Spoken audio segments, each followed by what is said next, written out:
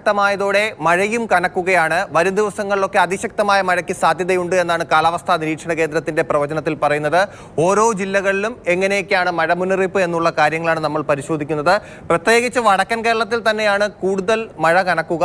വയനാട് ജില്ലയിൽ റെഡ് അലർട്ടാണ്. അതിതീവ്ര മഴയ്ക്ക് സാധ്യതയുണ്ട് എന്നാണ് പ്രവചനം. വയനാട് ജില്ലയിലെ മലയോര മേഖലകളിലൊക്കെ കൃത്യമായ ജാഗ്രത വേണമെന്ന് കാലാവസ്ഥാ നിരീക്ഷണ കേന്ദ്രം അറിയിച്ചിട്ടുണ്ട്. കണ്ണൂരും കാസർഗോഡും ഓറഞ്ച് അലർട്ടാണ്. മലപ്പുറം, കോഴിക്കോട് ജില്ലകളിലും ഓറഞ്ച് അലർട്ടാണ്. പാലക്കാടും തൃശ്ശൂരും ഒറ്റപ്പെട്ട മഴയ്ക്ക് സാധ്യതയുള്ളതിനാണ് യെല്ലോ അലർട്ട് നൽകിയിട്ടുണ്ട്.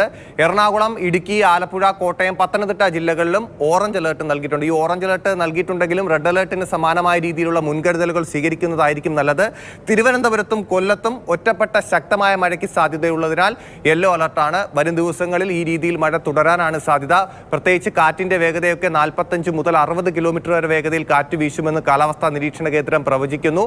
മത്സ്യത്തൊഴിലാളികൾ കടലിൽ പോകരുത് എന്നുള്ള